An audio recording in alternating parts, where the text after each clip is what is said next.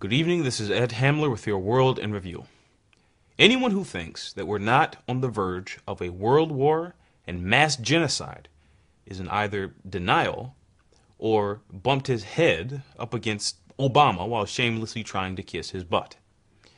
There's a current drumbeat playing out right now as a kind of war-themed soap opera with all the characters playing the role they're supposed to play. The warmongers are playing themselves, the anti-warmongers are now coming into play, saying we should have peace with Iran, for example, and in the case of Ron Paul, openly calling Obama a dictator, but not impeaching him for actually being one is another case. After all, Mr. Paul and all the other members of Congress have to worry about the elections first. Now, behind all these theatrics lies a real danger which goes well beyond something that now looks like a repeat of the Iraq War, but it's really not. We're talking about global genocide. That is what's going on and nothing else. The stated policy of the British monetary empire has always been to kill off as many people as possible so that the population never gets above the controllable amount of people, that is 1 billion people. We now have 7 billion people, so the culling process has begun in the middle of the breakdown of the transatlantic system.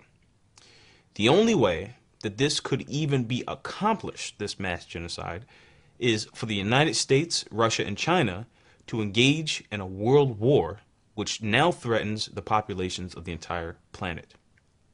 That is the expressed intention, and what's going on in the Middle East, for example, and a potential war with Iran is not the issue. That is only a precursor to a much larger intention for global genocide, a reduction of the population by billions. That is the issue. The only solution, therefore, is not to play the theatrical game of who's going to attack whom and when, or something like that. The only policy solution must be first to remove Barack Obama from office, as he has been employed by the British to be a key tool in this mass extinction agenda. And secondly, we must move now for a willful, unified commitment to increase the global population by trillions, in fact, based on the development of national economies around technological progress. We actually don't have enough people. As was reported earlier today by Natalie Lovegren, recently we've observed a number of phenomena occurring in our solar system, from dangerous solar flares, emerging sunspot regions, to coronal mass ejections, to asteroids flirting with Earth's orbit. All of these phenomena occur in a highly active cosmic period in our galaxy, one that demands something more from mankind than just observation. Because for all intents and purposes, that method does not guarantee actual knowledge or actual survival. We need to get out there and find out what's going on. While it's good that we're starting to be able to detect these things, this just doesn't cut it. We need to not only be observing these phenomena, but controlling them and harnessing their energy. We could be mining these asteroids and altering the course of their orbits instead of just taking pictures of them and hoping they don't make a surprise landing somewhere near home. Imagine not only being able to steer a rocket-powered aircraft carrier-sized chunk of iron and nickel somewhere out of harm's way, but then being able to mine it. And once we get a radio telescope array into Mars orbit and effectively make a telescope with the aperture as large as the distance between the orbits of Earth and Mars, then we'll begin to have some of the requisite precision to detect more of what's going on in our neighborhood. Furthermore, we must discover and begin to measure new parts of the electromagnetic spectrum that we never before knew existed. We can't build instruments to observe things that yet exist in domains unknown to us. We're also going to have to set up colonies on the Moon and Mars to sustain human populations and support a deeper investigation of our solar system. So, we're going to have to increase our human population to make sure that we have enough creative custodians to tend to its progress. In order for us to achieve this, it'll require a dramatic shift in military and other policies now. away from the British population extinction policy at play right now, which is called World War, to a utilization of the military to the effective increase of energy flux density technologies to sustain and develop higher rates of populations on our planet and beyond. Lyndon Larouche weighed in recently on this issue, saying, "We've reached a period where normal warfare will not function any longer. We have to shift to an approach of giving people what they lack. We have to compel them to adapt by demonstrating the potential of where they should be. In order to accomplish this, the military function must transform itself to a space function. It has to ask, how do we protect mankind? We have to look at the threats of nearby space. Consider this recent asteroid passing us. It's not a threat, but it underscores the fact that in the future there will be such threats. This is what the Russians are discussing with their SDE. We need a new military with a can-do-all capability, an enhanced engineering approach. Can we put a temporary station on Mars?" Well, all the indications are that that is the expressed intent by the nations in the Pacific, namely Russia and China, for example. Now, the British Empire will not let this progress that they're having in the Pacific go unchallenged, not without the threat of nuclear warfare. But if we can take the proper steps now, we can outpace and leave that empire in the dustbin of history, while we move on to take our place as masters of this universe. And the orientation in the Pacific region is charting out the pathway. The international community has just completed the first mission to Mars, and the 6-man crew has safely returned to Earth. That assertion is not far off the mark in the estimation of the many participants in the international project Mars 500, which has just come to its completion. The third stage in a series of isolation experiments held at the Russian Academy of Sciences Institute of Biomedical Problems. Mars 500 was a test run to a Mars voyage, an experiment where a mock crew of astronauts were locked into a mock spacecraft with simulated spaceflight conditions for a period of 500 days, approximating the duration a crew might spend in a mission to Mars and back.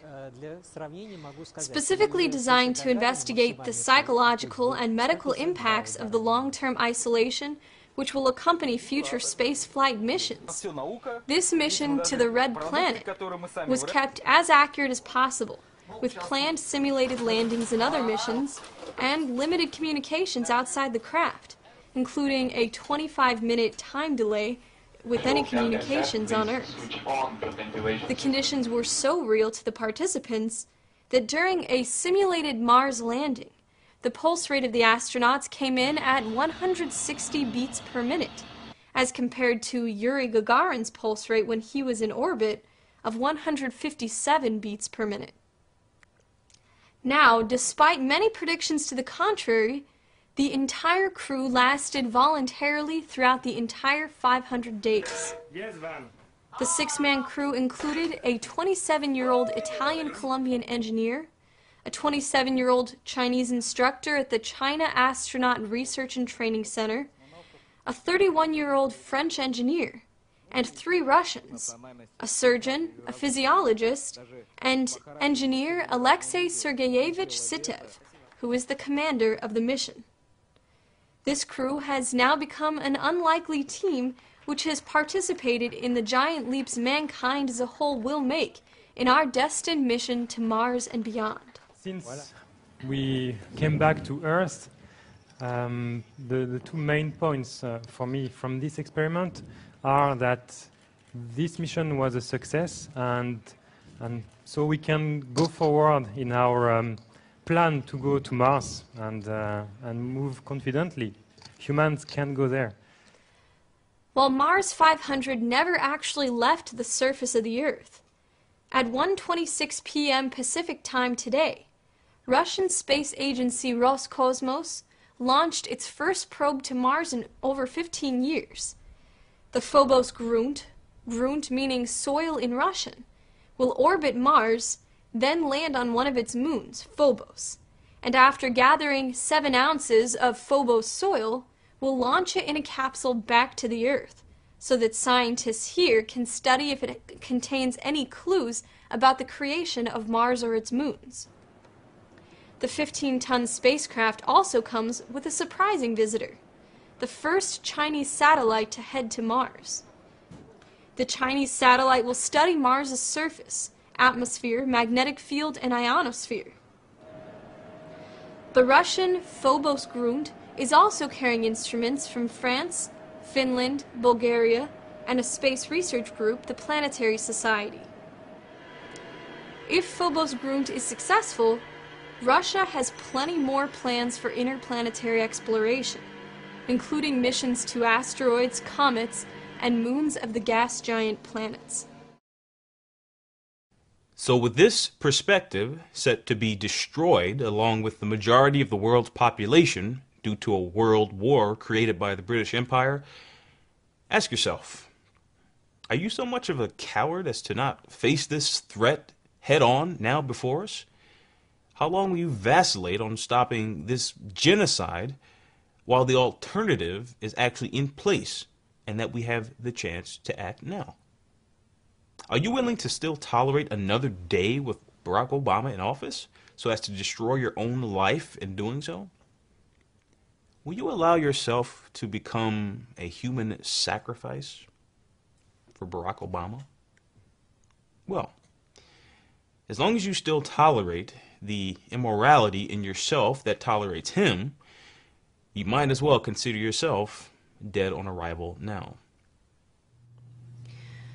While imperial assets and low-grade nuts like Obama and Netanyahu are escalating a war campaign, threatening to detonate the Middle East to effectively trigger a world war against the Eurasian continent, and fabricating a vast sea of lies to achieve this aim, we must ask ourselves, will we be stupid enough to get dragged along in this? Is Obama going to go unchallenged again, despite his long list of heinous crimes against humanity, beginning with his assassination of American citizens Anwar al-Awlaki and his teenage son, his murderous drone campaign over the Middle East and African continent, and his unconstitutional, aggressive war in Libya, which led to the extrajudicial murder of Muammar Gaddafi? Will we be stupid enough to overlook the criminal insanity of this president? Will we be stupid enough to permit world war? Because if we are, we're probably also too stupid to deserve our own continued existence, as the allowance of nuclear world war will soon make very evident. Unfortunately for us, it is that quality of too stupid for our own good that the British monetary empire has capitalized on for much of modern history. It is the only way a population of people can be culled and capped. Because if indeed we weren't under the thumb of the oligarchy most of the time, we'll quickly realize that not only has world war always been a strategy of British depopulation, but we'll also come to acknowledge the fact that we're actually significantly underpopulated to effectively deal with a truly inevitable war. One with the forces of nature and everything else that is being hurled at us from outside our little planet Earth. On top of a recent string of anomalous, record-breaking earthquakes in unlikely places, like the cluster of strong earthquakes which hit Oklahoma this weekend, Earth is currently looking square in the face of the largest sunspot group since 2005, 17 times the size of our little planet. We would certainly be lucky if this solar plasma-emitting sunspot group passes on by quietly. But what if it doesn't?